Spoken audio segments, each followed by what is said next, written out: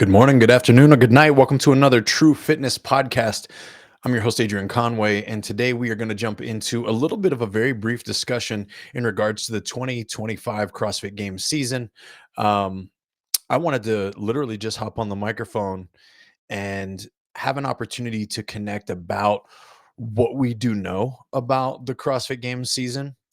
Um, and some of the changes that have taken place. Now, the statement that I'm going to lead with is that we still know so very little, right? And I say that because clearly a lot has changed, and many people have been discouraged by the way things have changed. Many people are discouraged about still the way CrossFit has handled other things that are clearly going on surrounding Lazar and the many things that maybe were not covered or not publicly announced and shared with everyone. So there's a lot of speculation and a lot of feelings going around the community.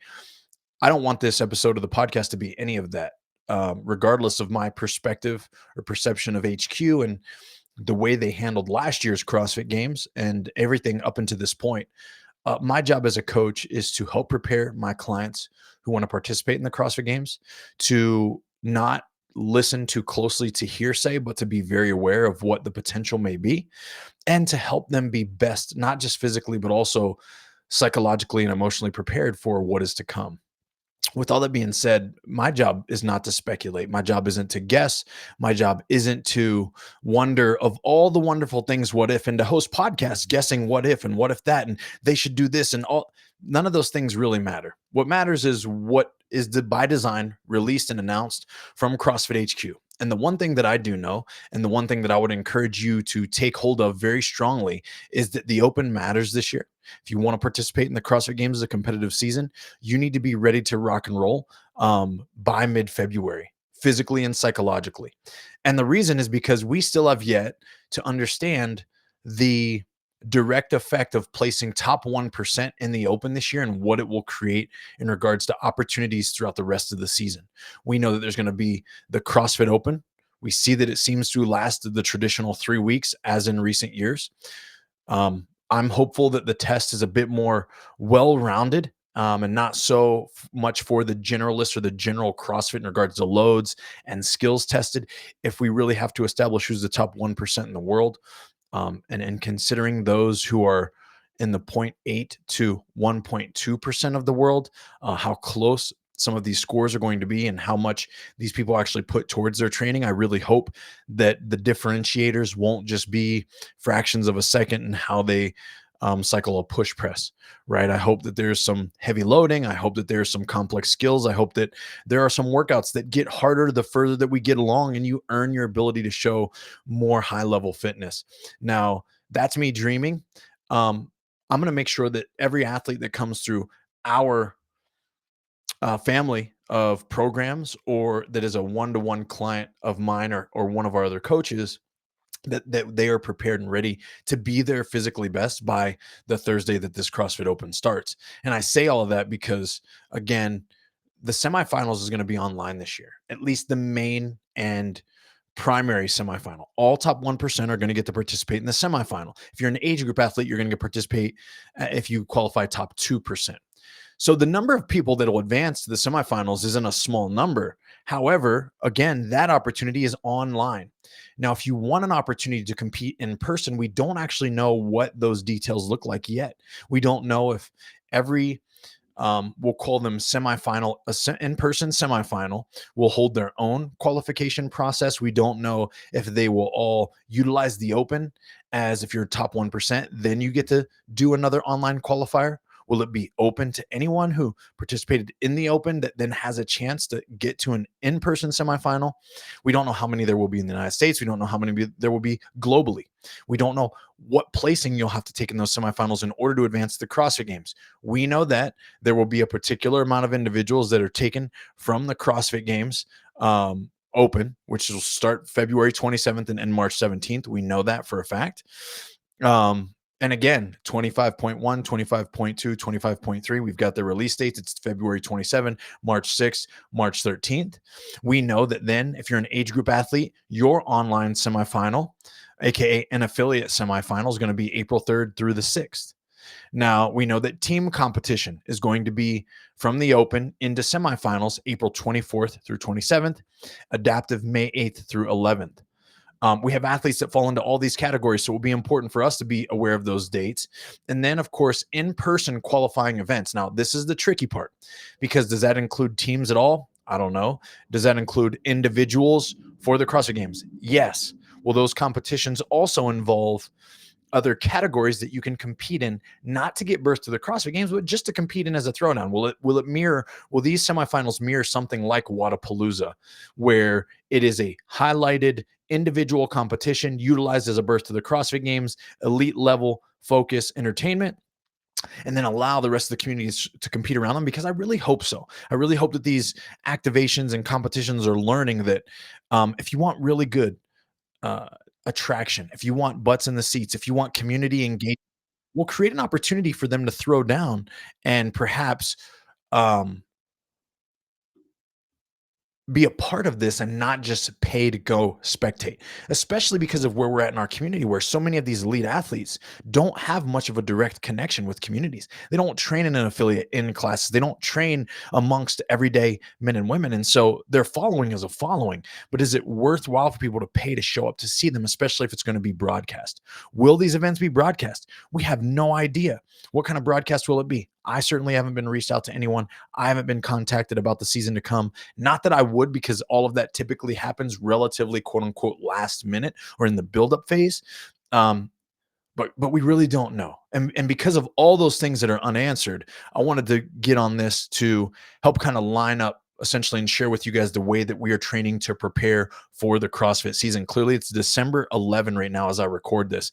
And um, our primary preparation for the CrossFit season has already happened. We are midpoint, not even midpoint. I'd say that we're a quarter, maybe a fifth of the way into what would be categorized as our preseason preparation. That means a lot of athletes who are on all these individual aspects, protocols, skill development, strength development, endurance of development, all around development, um, only lifting, only conditioning, only doing gymnastics. Like I've had clients that are doing all these things all off season to really bring up what they're weakest in while sustaining what they can do well, or even gaining capacity in what they do well. And now it's time to become the most well-rounded CrossFitter possible for everyone. And so where that leads us is I have a foundation and principle belief that the West Side methodology, using the conjugate method, is something that I've done since about 2015. And I apply it in a way that I feel like works best for a CrossFitter. Now, there's some takeaways here where um, clients, of course, receive different training volumes due to their lifestyle. Clients receive different working sets, different rep ranges, and what they hope to achieve based on if their neuromuscular efficiency is low or their neuromuscular efficiency is high, and also history of my relationship with them. From a template perspective, our true competitor follows a conjugate method style preparation, and this is the flow. Mondays, we kick off the week with a lower body max effort. It's going to vary in what we do, but we approach maxing out as a skill. And yes, we want the physiological adaptation that takes place here, but more so than anything, we want to go into the open with an understanding of, hey, if it's a lower body max effort, how many sets do I need to prepare? How long do I need of a window to really meet my potential?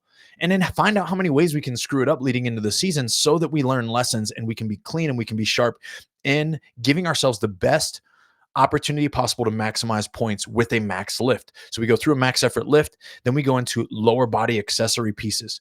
Again, this looks different for all the individual clients. From a template perspective, it's a very structured approach that cycles every 3 to 4 weeks with creating more variation. So it's a simple linear approach. And then there's conditioning, typically on a Monday that's going to be biased towards lower body because that's already our focus of the training day. Then we go into Tuesday, which is an upper body speed based day. We involve bands, we involve chains. It really depends on what you have access to, what kind of gym you train at. Are you training in a garage? Are you training at an affiliate or a global gym where you have a really large set of variety of barbells and dumbbells and accessory pieces to play with? But from a template perspective, Typically, it might be something like a banded bench press, a banded push press, a banded strict press, something that elicits speed-based response with lower percentages. We go through several repetitive sets. It could be anywhere from 12 sets down to 8 sets for short rep ranges so that we're eliciting a response that maximizes contractile speed and output. So you could literally put a timer to your reps, and we want them to happen as fast as possible. If your reps tend to get sloppy or tend to get slower, it's better in our approach to go lighter on these days and move like your Flash out of a DC comic book, right? Like we want to see the blur lines in your film when you submit your movement to be broken down because of the stimulus that it's going to give to you. That day, then we conclude with a lot of upper body accessories. Right now, we're really focused on foundational gymnastics in a variety of different positions with tempos. And the reason here is to prepare our body, our joints, our shoulders, our wrists, our elbows for a lot of the kipping volume and the higher intensity bouts that are going to be looming ahead. Then, of course, conditioning is going to involve some sort of erg typically on these days. We will involve the lower body, but we're really giving the lower body a chance to rest today from a global perspective because of what we did to it yesterday. So it's typically upper body biased for conditioning. Wednesday is going to be an Oli style focused day. Now, what I mean by that is it's not that we're going to max out lifts because we maxed out Monday. We're not going to max out on Wednesday. We will in some groups, and I say some groups because we've got groups like TTRU Competitor Elite Strength where they're biased towards developing more strength. They need more working sets and higher percentages. And then a group like TTRU Endurance that's going to be more skill and position work for their Olympic weightlifting so that they can then focus on building a much broader capacity in their intervals with the IWT. So all of this varies from group to group, depending on your focus and depending on what you sign up for. At large, like I said, it's going to be some skill and positional based Olympic lifts, really focused on harnessing, maximizing our technique on this day and not the load as much. And then we're going to get into interval weight training, which is going to involve barbells, dumbbells, erg work for much of the session, typically the first 2 blocks, where we go work to rest ratio for 3 to 5 rounds with a 5-minute intermission. 5-minute intermission, excuse me. Then the second block involves another external load, typically lighter, sometimes body weight as well, with an erg or some type of monostructural modality that is highly cyclical. It could be burpees, it could be box jump overs, it could be double unders. You get the idea. And we have some type of work to rest ratio for 3 to 5 rounds there, then another 5-minute intermission. And the third block typically involves static holds right now or body weight, higher volume contractions. The focus here is to move very well.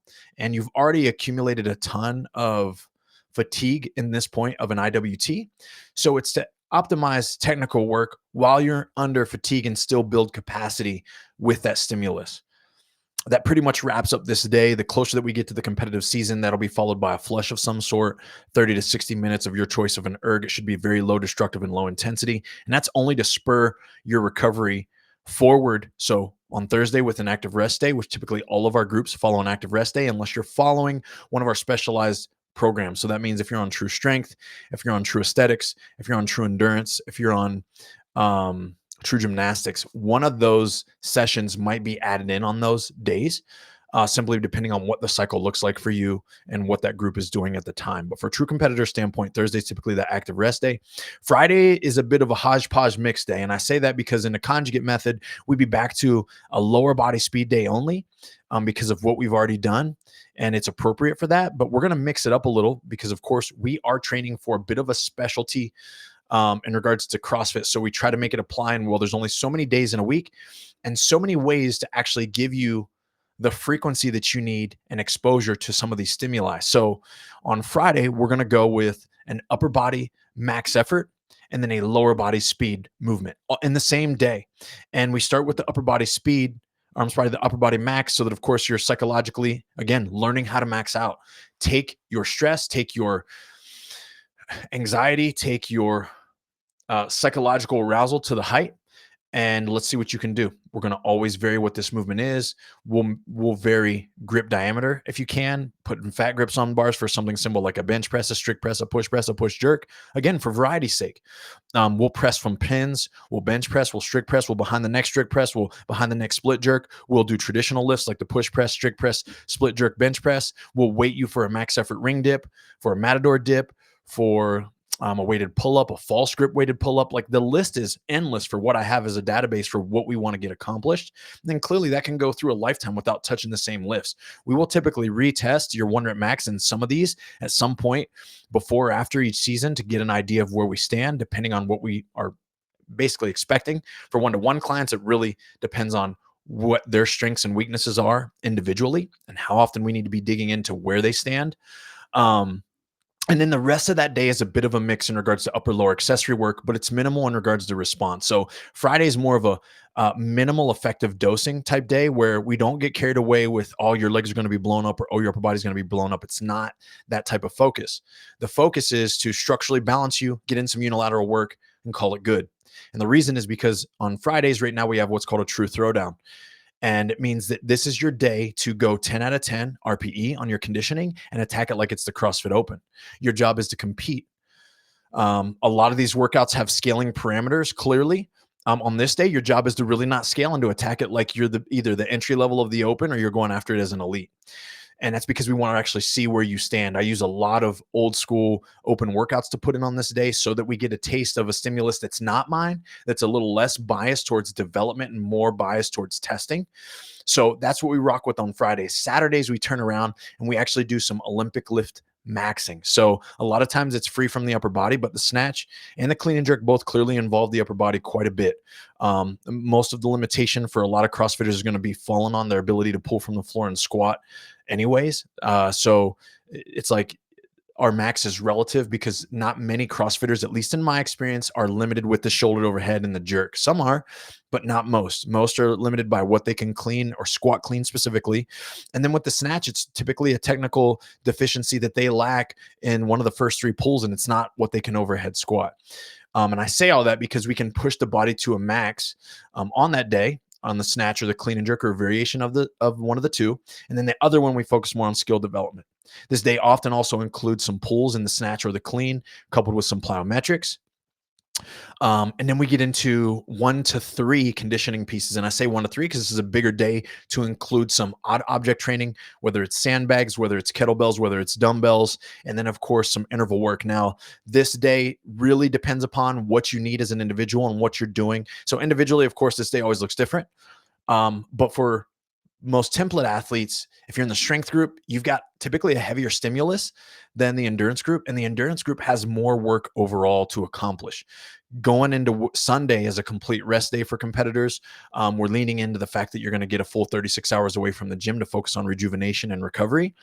And then again, the closer that we get on this training period to the CrossFit Games, or CrossFit Games Open, excuse me, we're going to start adding in optional 30 to 60 minute zone 2 pieces too for most of the groups. And I say most because some people are on True Competitor Pro. Competitor Pro is the program that allows us to train like a competitor in half the time. So we're talking anywhere from 45 to 75 minutes of a training window. People that like to get the stimulus of a competitor, but don't have all day for 90 minutes to 2 hours every single day or more. And so those groups won't get the zone 2 prescribed to them because they're not going to do it. But a lot of the groups that do have the time, competitor, elite strength, elite endurance, those groups are going to have that in there because it's going to be important to expedite again. When you train hard the way you train, you need the way that we train, we need to do easy workouts. Easy workouts are flow-based workouts. Right now and early on, what it will appear as is just simply zone 2 on a seated erg, 30 to 60 minutes. Zone 2 to zone 3, you can touch zone 3, especially if your legs are blown up from the week. It's really easy for your heart rate to spike even when you're not trying that hard. So it's a bit elusive on what you want. You want conversational pace and you don't want it to feel like you're going hard at all. And that can expedite the recovery process to take place on Sunday, even though you're going to be doing nothing. Now, right now and always, we advise people that Sunday is stay out of the gym day, clear your mind, do something fun, enrich your life. Try not to think about training as hard as it is, and give your body some love. Get mobility done, get some foam rolling done. If you can get a massage or get some therapeutic work done, whether you like needling, whether you like cupping, whatever it is, do those things. And then get lost in some movies, go binge watch your favorite show or whatever. But that is to summarize the way that we're preparing for the CrossFit Open and the way that we will continue to lead into things like the age group semifinals, the online semifinals, the in-person semifinals, with so much looming and us having no idea of what exactly will be answered for the athletes that are going to be right there on the cusp, the top 2%, the top 1%. My job is to get our team as ready as we can, both physically and psychologically, so that they can be the fittest that they've ever been in their entire life come February 27th. Now, is that peaking them? That's a whole different conversation. Some people would argue with me that you can't really be peaked, and I would agree with them to um, a degree. And I say that because there are some athletes who need to be peaked psychologically and physically. They feel as though there's differences between when they're tapered, when they're not tapered, when they have the sweet spot of volume, and they're going to feel a certain way leading in. There's other athletes who feel like their fitness is less dependent upon a peak or a taper and more dependent upon the things they've done in the previous 5 to 6 weeks building up, so they can sustain training volume. They still feel good. They would rather be in a normal flow for training to compete than they would be with, hey, let's do less training. Hey, let's do more recovery. Hey, let's lower the percentages. So some of our clients, especially on the one-to-one side, have very different needs for that in regards to stimulus and preparation. And then on the other hand, our templates will be set up in such a way that come February 27, we're ready for anything, and we're ready to do it the best that we've ever done it. So I hope this kind of opens your eyes in regards to the way that we're approaching this year and all the unknowns that it will be entailed. I will, of course, keep everyone posted in regards to how to optimize and how to get your fitness right and build towards this 2025 season, or even just a fitter version of you, even if you're not a competitor, in some of these episodes to come. So thanks for joining me. I hope this was a good update, and I hope it serves you very well. Most importantly, keep rising.